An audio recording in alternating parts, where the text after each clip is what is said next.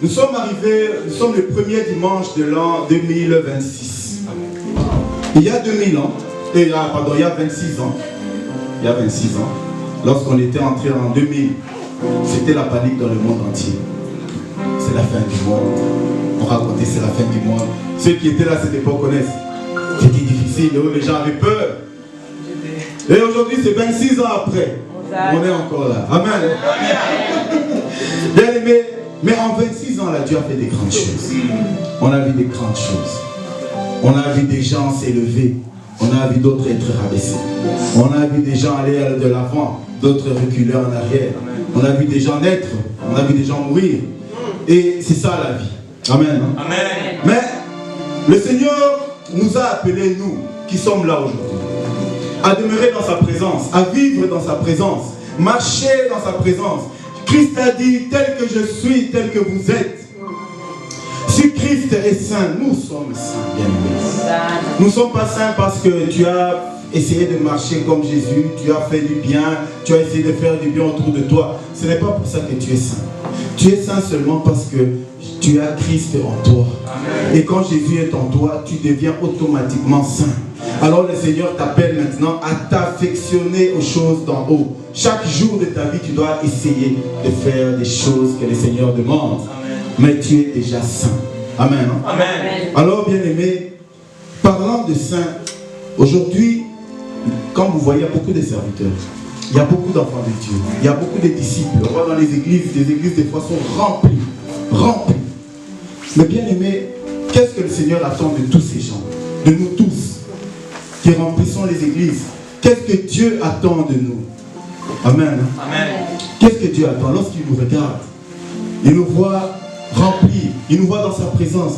Mais Dieu attend quelque chose, bien aimé.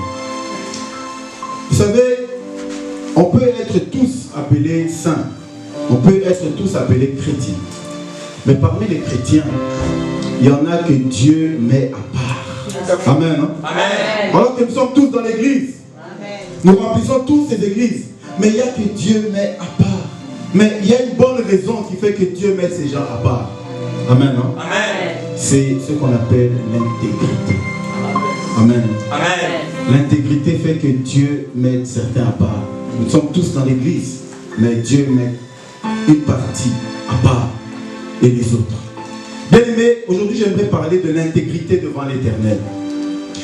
Vous savez, cette année, depuis la fin de l'année passée, le Seigneur n'arrête pas de me parler de l'intégrité. Je crois que ceux qui sont là ont déjà entendu ce mot plusieurs fois. J'ai déjà répété ce mot-là plusieurs fois. Parce que l'Esprit n'arrête pas de me parler de l'intégrité. Bien aimé, l'intégrité devant l'Éternel. C'est quoi d'abord l'intégrité? Intégrité, c'est quoi? Amen. Hein? Amen. L'intégrité, c'est le fait de rester honnête, de rester juste, de rester droit. Quelles que soient les tempêtes, tu restes droit. Quels que soient les événements, tu restes juste. Quelles que soient les situations, tu restes honnête.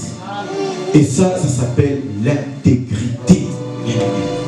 Bien aimé, je parle de ça parce que, vous savez, et je parlerai de ça tout à l'heure. Je suis dans un milieu aussi où il y a beaucoup de serviteurs. Mais bien aimé, l'intégrité, c'est une autre chose. Amen. C'est une autre chose. Nous sommes tous enfants de Dieu. Est-ce que quand le Seigneur te regarde, il te dit que tu es honnête, tu es intègre, tu es juste, tu es droit? Vous savez, on connaît tous l'histoire de Job, que je ne vais pas lire. Je vais juste citer, mais Job, Dieu a dit à Satan, as-tu vu mon serviteur Job? C'est un homme intègre et juste sur toute la terre. Bien aimé. Et on connaît l'histoire. Job a tenté quand même. Le diable a tenté Job. Bien que les amis de Job sont venus pour lui dire non, écoute, ce Dieu-là, à un moment, tu peux laisser, tu peux abandonner, tu peux faire ceci. Job est resté intègre à Dieu. Amen. Amen. Il n'a pas bougé d'un seul doigt. Alors que Job, bien aimé, était dans la souffrance, dans la douleur. Bonjour, papa. Job était dans la douleur, dans la souffrance. Mais ça ne l'a pas empêché de rester droit. Alors bien aimé, c'est pourquoi il y a un serviteur de Dieu qu'on appelle Josué. Josué, c'est celui qui avait remplacé Moïse quand Moïse est mort. 40 ans après avoir conduit le peuple d'Israël dans le désert. Moïse va mourir et Josué va faire rentrer le peuple d'Israël dans la terre promise. Et là, Josué va dire quelque chose. Lisons Josué chapitre 24, verset 15, s'il vous plaît. Josué 24, 15. Et c'est Josué qui va parler. Après avoir discuté avec les enfants d'Israël, il leur a fait connaître les paroles de Dieu. Mais, suivez ce que Josué va dire dans Josué chapitre 24, verset 15. Josué 24, 15. Peut-être on peut commencer, papa, on peut commencer même à partir du verset, verset 14. Écoutez ce que dit Josué. Il est dit, craignez l'Éternel et servez-le avec intégrité et fidélité. Oui.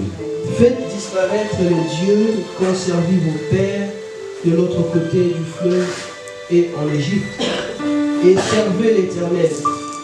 Et si vous ne trouvez pas bon de servir l'Éternel, choisissez aujourd'hui qui vous voulez servir, ou les dieux qui servaient vos pères au-delà du fleuve, ou les dieux des Amoréens dans le pays desquels vous habitez. Moi et ma maison, nous servirons l'Éternel. Amen. Hein? Amen. Est-ce qu'on peut acclamer pour cette parole, bien-aimé? Bien-aimé, Josué, vous savez, il y a des gens intègres dans le monde.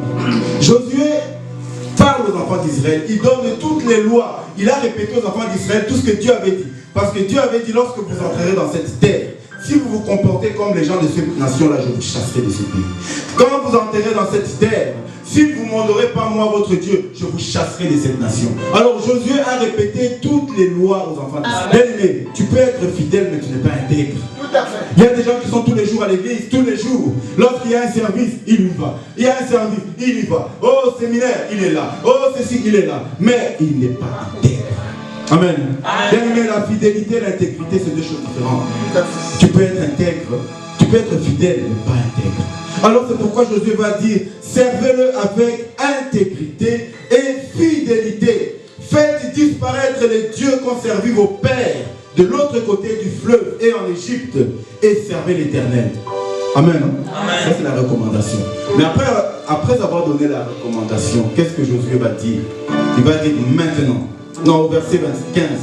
Et si vous ne trouvez pas bon de servir Dieu, bien aimé, ça c'est la parole qu'on devrait dire à tout homme, toute personne qui vient à l'église.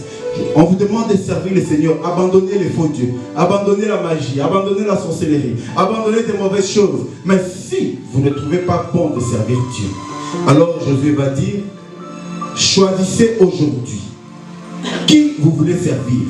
Ou les dieux que servaient vos pères au-delà du fleuve, ou les dieux des Amoréens dans les pays dans lesquels vous habitez. Bien aimé, c'est la même chose aujourd'hui. On va vous dire, tu es arrivé, tu es en Belgique maintenant.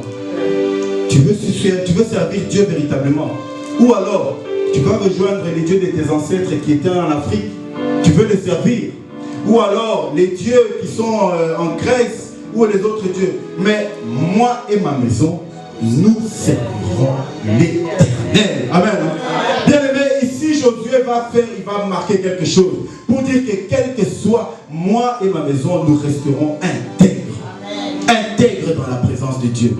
Aujourd'hui, les gens veulent choisir. Vous entendez même des gens aujourd'hui. Non, vous voyez nos dieux, qu'on avait nos vieux, comment on appelle, les dieux de nos ancêtres. Alors, il faut retourner. Oui, si tu veux servir les dieux de tes ancêtres, tu peux, vas-y. Okay. Si tu veux servir les dieux, comme vous voyez ici, on parle des dieux, comment on appelle, Bahaoula,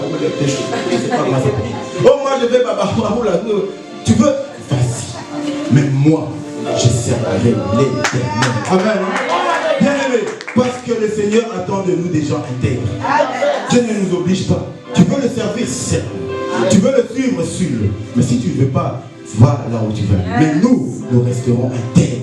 Alors le Seigneur nous demande de marcher dans l'intégrité et dans la fidélité. Bien aimé, très important au monde d'aujourd'hui. Parce que je vais vous parler tout à l'heure, bien aimé. Je vous ai dit tout à l'heure, je suis dans un milieu où on rencontre tellement de gens qu'on appelle serviteurs de Dieu. Mais on y arrivera. Amen. Hein? C'est pourquoi, bien aimé, Je voudrais vous parler de... Il y a un serviteur qui, au lieu de marcher dans l'intégrité, cet homme a décidé de tourner le dos à l'intégrité de Dieu. Mais les conséquences, bien aimé, les conséquences. Cet homme-là, nous allons lire tout à l'heure. Nous allons lire tout de suite. Prenons nos Bibles, c'est dans les livres de Rois. 2 Rois, chapitre 5. Du premier verset au verset 27, il est long, mais on ne va pas lire tous les versets. On va commencer à partir du verset 27. Je vais vous expliquer. 2 Rois, deuxième livre de Rois, à partir, chapitre 5. Et on va commencer.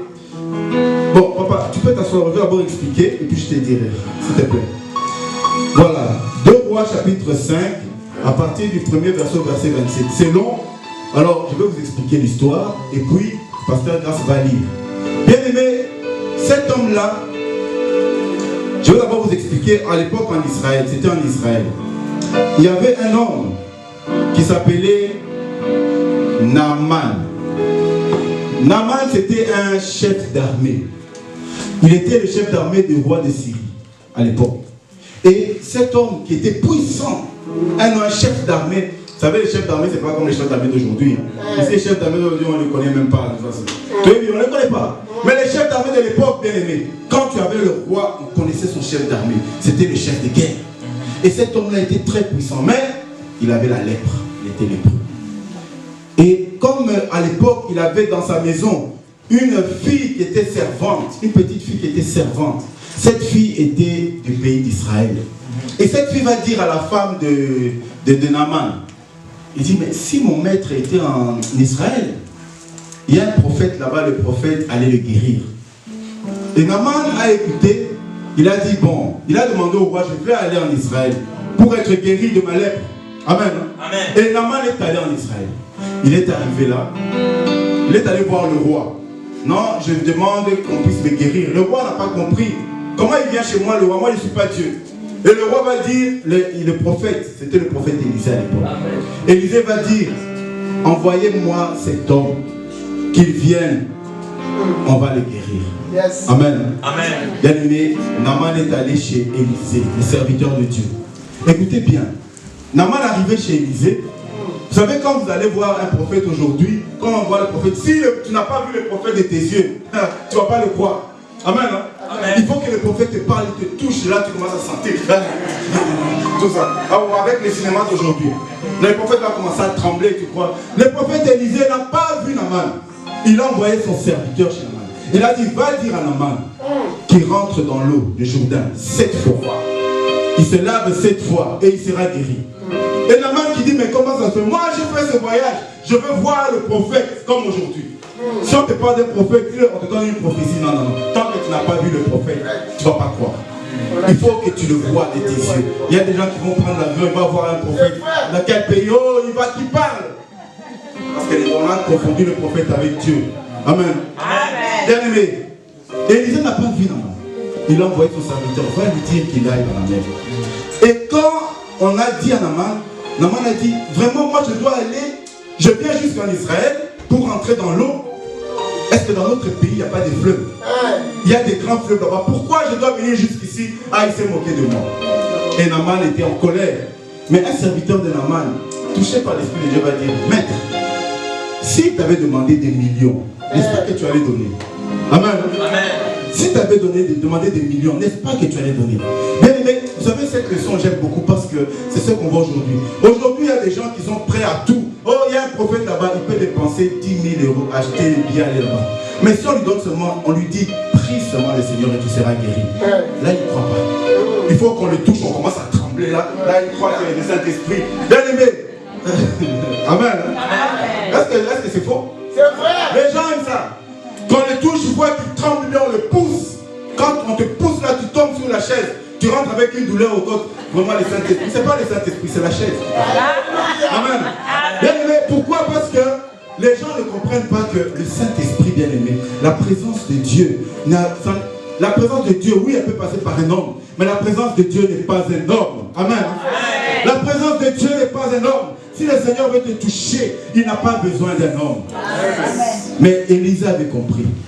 Alors quand finalement le serviteur a dit à son maître, Son maître, qu'est-ce qu'il a fait? Il est allé quand même dans l'eau 7 fois. Quand il est allé dans l'eau 7 fois, bien aimé, il est ressorti, la lèpre a disparu. Amen. La lèpre a disparu. Alors il a dit, mais comme la lèpre a disparu, bon, je vais retourner voir cet homme, Élisée, cet homme qui m'a guéri. Et il retourne chez Élisée. Il va dire à Élisée, Élisée, pour tout ce que tu as fait pour moi. Bien aimé, vous savez, c'est après la guérison qu'il a vu le prophète. Amen. Amen. Pas avant. Oui. Aujourd'hui, si on te dit ça, tu vas dire jamais. Je ne vais pas croire. Si on te dit, va d'abord trouve la guérison et après seulement viens voir les serviteurs de Dieu, tu vas dire non, non, non, non, non. Moi, je dois le voir d'abord. L'homme de Dieu. Surtout avec les noms aujourd'hui, aussi des grands noms. Hein. Il faut que tu le vois pour que tu crois. Donc dans ta tête, tu crois que tu as reçu la puissance. Et pourtant, il n'y a rien. C'est dans ta tête. Amen. Bien aimé, on doit faire confiance à Dieu. Amen. Alors, quand les serviteurs est arrivé, Élisée lui a dit, il a dit à Élisée, Élisée, pour tout ce que tu as fait pour moi, reçois de l'argent, reçois de l'or, je te donne des biens pour te dire merci. Bien aimé, si c'était aujourd'hui, l'argent là qu'on est venu donner à Élisée, oh là là là là là là, et il allait dire, donne encore, ajoute encore. D'ailleurs pour l'onction là, pour lui là, ajoute. Élisée a dit à cet homme, il a dit, Dieu est vivant. Je ne prendrai même pas un rond. Amen. Et je ne prendrai rien. Élisée a refusé de prendre, alors que cet homme c'était un homme riche. Mais maintenant, écoutez maintenant les serviteurs d'Élisée. Amen. Lui qui servait avec Élisée. Cet homme-là s'appelait Géhazi. Et écoute, maintenant on peut lire, pasteur Grâce, est-ce qu'on peut lire maintenant à partir du verset 15? Maintenant, quand Élisée a refusé, bien aimé, Élisée, pourquoi il a refusé? Parce qu'Élisée c'était un homme intègre. Intègre. Ça veut dire que la Bible nous dit, vous avez reçu gratuitement, donné gratuitement. Il a dit, moi je ne fais pas payer, même si tu me donnes des millions, je refuse. Amen. Élisée est resté intègre devant la parole de Dieu. Et Géhazi, déçu, il est parti. Mais pendant pas Géhazi, Naaman. Et pendant qu'il partait, le serviteur d'Élisée, il a calculé, il a dit, hé, des millions, 100 000 $, de l'argent, des voitures. Non, non, non, non, non, je vais passer derrière, je vais te demander. Amen. Hein? Alors maintenant, écoutons ce que Géhazi, le serviteur d'Élisée, a fait, oui. À partir du verset 15. Il est dit, Naaman retourna vers l'homme de Dieu avec toute sa suite. Lorsqu'il fut arrivé, il se présenta devant lui et dit, voici, je reconnais qu'il n'y a point de Dieu sur toute la terre. Si on peut commencer à partir du verset 20. Ça, j'ai déjà expliqué. Commençons à partir du verset 20. Maintenant, voyons Géhazi. Quand il a... Qu'est-ce qu'il a fait, lui, Géhazi? À partir du verset 20, parce que tu vois. 20. Oui. Géhazi, serviteur d'Élisée, oui, homme de Dieu, se dit en lui-même, voici mon maître a aménagé Naaman, ce Syrien, en n'acceptant pas de sa main ce qu'il avait apporté. L'Éternel est vivant. Je vais courir après lui. Amen. Je vais faire quoi? Je vais courir du Kambambo, l'affaire d'argent. Je vais courir. Oui, papa, continuons. Et j'obtiendrai quelque chose. Oui. Et Géhazi courut après Naaman. Naaman, le voyant courir après lui, descendit de son char pour aller à sa rencontre. Et dit, tout va-t-il bien? Il répondit, tout va bien. Mon maître m'envoie te dire, voici, il vient d'arriver chez moi deux jeunes gens des montagnes d'Éphraïm. Amen. Papa, une minute. Donc, il dit, et Géhazi va dire, mon maître m'envoie te dire, bien aimé. Est-ce que c'est son maître qui l'a renvoyé? Non. Non seulement il manque son maître, et puis il rajoute qu'il a créé une bonne histoire. Bien aimé, c'est ce qui se passe aujourd'hui. On te crée une très belle histoire. Dans ta famille, il y a des sorciers. Papa, continuons. D'entre le fils des prophètes. Oui. Donne pour eux, je te prie, un talent d'argent et 2 vêtements de rechange. Oui. Naaman dit, consent à prendre 2 talents. Ah. Il le pressa et il serra 2 talents d'argent dans 2 sacs, donnant 2 habits de rechange. Oui, papa. S'il te plaît, papa. Vous voyez ici, Géhazi va demander un talent d'argent. Un talent d'argent, je ne connais pas la valeur exacte aujourd'hui, mais c'était beaucoup d'argent. Et cet homme, tellement qu'il avait été guéri, il a dit, au lieu de lui donner un talent, il lui donne 2 talents, dans le double. Vous voyez ce qui se passe aujourd'hui. Quand quelqu'un trouve la guérison, bien aimé, s'il ne connaît pas le Seigneur, il sera facilement manipulable. Il a donné le double parce qu'il avait été guéri. Mais c'était le mensonge derrière. Oui, papa, continue. Et le fit porter devant Géasi par 2 de ses serviteurs. Arrivé à la colline, Géasi le prit de leurs mains et le déposa dans la maison. Et il renvoya ces gens qui partirent. Puis il alla se présenter à son maître. Élisée lui dit, écoutez maintenant bien aimé, écoutez maintenant, vous voyez maintenant la suite. Maintenant il va chez Élisée. Il arrive chez Élisée, après avoir pris les biens de cet homme, maintenant il va chez Élisée. Et la Bible nous dit, il va rencontrer maintenant Élisée qui est qui? Qui est prophète. Bien aimé. Vous savez les prophètes là où je parlais, les prophètes d'avant là, il ne faut pas jouer avec eux. Donc il va rencontrer Élisée, assis à ce bureau, il a pris les biens. Il a couru, la Bible, vous savez ce qui s'est passé? Il y avait 2 personnes pour l'accompagner. Quand ils sont arrivés à la colline à côté de la maison, il a dit à ces gens, partez, partez, partez. Donnez-moi les biens, je veux partir. Bien aimé. Donc il a repris les sachets. Je pense que c'était des sacs ou des sachets. Il a dit aux gens, vous partez comme ça, Élisée ne vous voit pas. Et il est rentré avec ses sacs chez lui à la maison. Et maintenant, Élisée va lui poser la question. Oui, papa, disons-le. Élisée lui dit, d'où viens-tu, Géasi? Oui. Il répondit, ton serviteur n'est allé ni d'un côté ni d'un autre. Mais Élisée lui dit, mon esprit n'était pas absent lorsque cet homme a quitté son char pour venir à ta rencontre. Ah, oui, oui, continue. Est-ce que le temps de prendre de l'argent et de prendre des vêtements, puis des oliviers, de vignes, des brebis, de bœufs, de serviteurs et des servantes? Ah, écoutez maintenant, Élisée lui dit, mais il dit, Géasi, où étais-tu? Et vous savez, Géasi, le mensonge, il dit, mais j'étais nulle part, ni à gauche, ni à droite. Donc, en d'autres termes, j'étais là, mais on ne le voyait pas. Et Élie va dire, mon esprit n'était pas absent lorsque Naaman est descendu de son char pour te donner des biens, pour te donner l'argent. Bien, mais vous savez, les prophètes, ça ne veut pas dire les prophètes. Les prophètes, c'est-à-dire qu'il peut être là, l'esprit le porte là où tu es. Tout ce que tu fais, il est là. Et c'est ça qu'il dit. Il dit, mon esprit n'était pas absent quand le chef d'armée t'a donné. Ça veut dire quand le chef d'armée donnait l'argent à Géasi, l'esprit d'Élisée était là. Amen. Hein? Amen. C'est la même chose, bien aimé. On croit qu'on fait des choses et Christ ne le voit pas. Il est là. Yes. Tu vas prendre de l'argent en coulisses, tu sais, parce que là où tu es en train de négocier là, ta manigance, Christ est avec toi. Amen. Amen. Christ est avec toi. Tu vas aller te défendre. Et Élisée va lui dire, mon esprit n'était pas absent lorsque tu as reçu telle chose. Maintenant, comme tu as fait ça, comme tu n'as pas été intègre, la conséquence c'est quoi? Oui, disons papa. C'est Élisée qui parle et oui. dit, la lèpre de Naaman s'attachera à toi et à ta postérité pour toujours. Oh là là. Et Géasi sortit de la présence d'Élisée avec une lèpre comme la neige. Amen. Hein?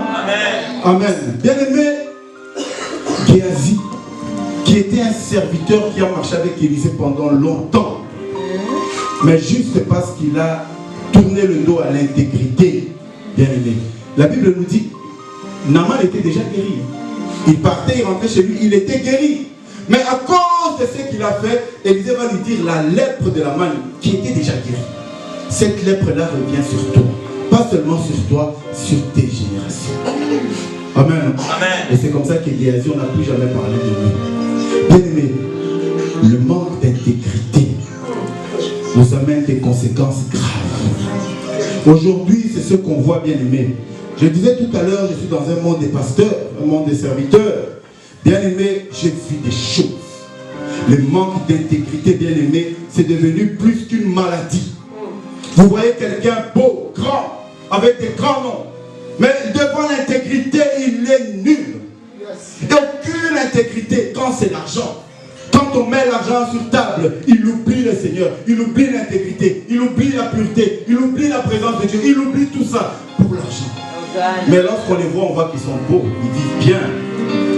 Souvent, ce qui se passe, regardez les générations qui les suivent. On dit souvent que non, les enfants des pasteurs sont attaqués, tout ça. Bien aimé, est-ce que c'est les enfants des pasteurs qui sont attaqués? Ou bien c'est parce qu'ils ne sont pas intègres que les problèmes attaquent leur génération? Amen, hein? Est-ce que c'est plus un problème d'intégrité ou ou bien c'est le diable qui attaque. Le diable n'a pas de place dans ma maison pour venir attaquer mes enfants tant que la présence de Dieu est là. Amen. Si la porte s'ouvre dans ta maison, c'est parce que tu as manqué l'intégrité. Parce qu'il n'y a plus d'intégrité. Alors regardez ce qui s'est passé là. Géasi, bien aimé, je vous dis que c'était un serviteur de Dieu qui a fait des choses terribles. Avec Élisée, il a fait des choses. Mais comme il n'était pas intègre, aujourd'hui c'est ce qu'on voit. Beaucoup de serviteurs, aucune intégrité. Alors tu vois les enfants des serviteurs, tu vois les filles prostituées, des garçons dans la drogue, dans les choses. Et après on va dire que c'est le diable qui attaque. Ce n'est pas le diable. Les parents qui manquent d'intégrité, les générations seront détruites. Bien aimé, quand on est enfant de Dieu, le Seigneur nous demande de marcher dans l'intégrité. Aujourd'hui, quand on est enfant de Dieu, on se dit que Dieu nous voit. Oh, bah, vous savez, hein, je vais donner juste un exemple. Il n'y a pas longtemps, j'ai été invité juste dans une cérémonie d'ordination, simple cérémonie d'ordination. Après l'ordination, on a fini l'ordination, je rentre à la maison. Et après, on m'appelle. Mais tu es parti, il y avait un cachet pour toi. J'ai dit, quel cachet? C'est quoi les cachets? Non, il y avait de l'argent pour toi là, tout ça. Et le pasteur avait donné l'argent, mais il était cherché partout. J'ai dit, dis-lui qu'il garde son argent. Le service que j'ai fait, c'est pour Dieu, c'est pas pour Dieu. Amen. Bien aimé, jusqu'aujourd'hui, je n'ai jamais vu cet argent. Parce que je ne suis pas allé chercher l'argent. Amen. Je suis allé faire le travail de Dieu. Amen. Après tout, qui ordonne? C'est moi. Je n'ai aucun pouvoir d'ordonner. Celui qui ordonne, c'est Dieu lui-même. Si tu as envoyé d'aller prier là-bas, tu n'as aucun pouvoir. Si le Seigneur te retire juste ce petit pouvoir-là, tu n'as rien. Donc, celui à qui on doit tout, c'est Dieu. Alors aujourd'hui, bien aimé, on va fabriquer des miracles payants. Vous savez, le Seigneur, vous connaissez un peu, la plupart connaissent. Le Seigneur m'a équipé d'un certain don, de pouvoir interpréter les songes. Alors aujourd'hui, tu viens me parler d'un songe, papa, regarde ce que j'ai vu. Et je te dis, écoute, tu vois, pour ce songe-là, il faut 50 € parce que tu vois, l'onction doit descendre. Escroc. C'est une bande de voleurs, bien aimés. L'onction de Dieu ne se paye pas. Bien aimés, les gens qu'on voit aujourd'hui, ils ont fait plus de choses qu'Élisée. Ils ont plus qu'Élisée, cet homme-là qui a fait des miracles. Mais qui dit que je ne prendrai pas un seul sou. Pourquoi? Parce qu'il veut rester intègre. Ce qui appartient à Dieu est à Dieu. Jésus, on lui a montré la pièce, il a dit, montre-moi cette pièce. Il dit, qui est sur cette pièce-là? On a dit, c'est la tête de César. Alors il a dit à César ce qui est à César. Amen. À Dieu ce qui est à Dieu.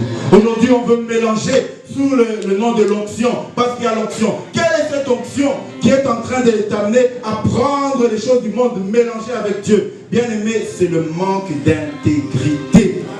Bien aimé, le manque d'intégrité a des conséquences terribles. Un enfant de Dieu doit rester intègre. Nous devons rester intègres, droit, juste. Quand le Seigneur te voit, il regarde mon fils, ma fille. On vient à l'école, on te propose. Tu sais, regarde des amis là, ils prennent un peu de drogue. Ce n'est pas grave, prenons juste un peu. Ça va nous faire du bien. Et toi, enfant de Dieu, te dis, ah, ici, mon pasteur n'est pas là. Maman évangéliste n'est pas là. Papa docteur n'est pas là. Écoute, prenons un peu, c'est pas grave. Mais tu as oublié quelqu'un. Jésus est là. Amen. Il est avec toi. Amen. Il est présent avec toi. Quand tu fais ça, il est là. Amen. Ça veut dire le témoin, celui qui voit que tu n'es plus intègre, c'est Jésus. Amen. Il est là. Alors si on a peur des hommes, alors le Seigneur, bien aimé, il est partout. Il est avec nous à chaque instant. Et c'est lui qui nous jugera par rapport à ce qu'on fait. Un enfant de Dieu doit demeurer dans la droiture. Si, vous savez, si on était droits tous, on aurait des églises puissantes. Je crois que j'ai discuté là, il n'y a pas longtemps avec le pasteur Grasse. Je crois que c'était avec le pasteur Grasse. Je me disais, mais quand on regarde les apôtres, la Bible nous dit que Paul, lorsqu'il marchait, l'ombre de Paul, l'ombre, pas Paul, son ombre, touche quelqu'un, la personne est guérie. Bien aimé, mais pour atteindre un tel niveau, il faut avoir une intégrité incroyable. Mais aujourd'hui, on n'a plus d'intégrité. L'église n'a plus de puissance. L'église commence à fabriquer des puissances. On fabrique des choses. Pourquoi? Parce qu'on n'a pas d'intégrité devant Dieu. On fabrique des faux miracles. On donne des prophéties, des prophéties, des mensonges. Parce qu'il n'y a pas d'intégrité. Et quand ça ne se réalise pas, on s'étonne comment les enfants de Dieu reviennent. J'ai entendu une histoire là où il y a une dame qui a porté plainte à un pasteur parce qu'il avait donné des prophéties et les prophéties ne se sont pas réalisées. Bien aimé. Il a donné des prophéties. La dame a dépensé de l'argent. Plus de 5 000 euros. La prophétie ne s'est pas réalisée. La femme est allée porter plainte. Bien aimé, tout ça, c'est parce qu'il n'y a plus d'intégrité. Restons dans l'intégrité, bien aimé. Le Seigneur ne nous demande pas de faire des grandes choses comme on le croit. Tout le monde n'est pas appelé à guérir les malades. Tout le monde n'est pas appelé à prêcher. Tout le monde n'est pas appelé à faire... Il y a des gens qui ont reçu des dons particuliers. Même si tu peux prier que la personne est guérie, tu peux le faire. Mais tu es appelé peut-être à autre chose. Mais ce que Dieu attend de toi, dans ton appel, la droiture, l'intégrité. Bien aimé, si tu vas vendre ton intégrité pour l'argent. Bien aimé. L'argent, le Seigneur nous dit, c'est dans, je crois que c'est dans Ecclésiaste 9, 10, que ta main fasse ce qu'elle trouve à faire. Si ta main a la force de devenir millionnaire, deviens millionnaire avec la force de ta main. Si ta main te permet de faire du business, fais du business. Mais ne va pas au nom de Dieu trahir le nom de Dieu. Ne va pas au nom de Dieu manquer d'intégrité pour chercher l'argent. Et puis demain tu vas te vanter devant le monde que tu es riche. Tu n'es pas riche, tu es un escroc. Ils ont l'argent, ils ont des maisons, ils ont ceci. Parce qu'ils vont dans les églises, quand on les entend dans les églises, appel de fonds aujourd'hui, appel de fonds demain. Fais ceci demain, aujourd'hui, demain. Donc chaque jour, l'argent. Jusqu'au moment où les enfants de Dieu sont asphyxiés. Bien aimés. Le Seigneur nous a, Paul travaillait comme tout le monde. Jésus travaillait. Et toi, tu ne veux pas travailler parce qu'on t'a appelé à temps plein. On t'a appelé à temps plein où? Les enfants de Dieu, tout celui qui a reçu le baptême est un enfant de Dieu à temps plein. Amen. C'est enfant de Dieu à temps plein. Il n'y a pas de temps partiel, enfant de Dieu bien-aimé. Sinon, on va commencer à donner des hauts contrats CDD. Enfant de Dieu CDD. Oh, moi, enfant de Dieu CDD. J'attends un contrat. Ah, bien-aimé. Il n'y a pas de CDD dans le contrat à durée déterminée. Il n'y a pas. Quand tu es enfant de Dieu, tu es fils de Dieu, fille de Dieu à temps plein. Alors bien aimé, qu'on arrête de nous raconter, moi je suis enfant de Dieu à temps plein. C'est pourtant de mettre... Non. Allons travailler. Allons chercher l'argent. Allons travailler. Que la main, c'est que ta main a confort. Fais. Et regarde, utilise la force de tes mains. Mais ne viens pas manquer ton intégrité. Bien aimé, vous savez, je vais bientôt clôturer là. Le Seigneur a des projets merveilleux pour nous tous. Amen. Mais lorsque le Seigneur nous regarde, il nous demande juste une chose. Reste droit devant moi. Je ferai des grandes choses dans ta vie. Reste juste devant moi. Je ferai des grandes choses dans ta vie. Amen. Hein? Voilà, que le Seigneur vous bénisse.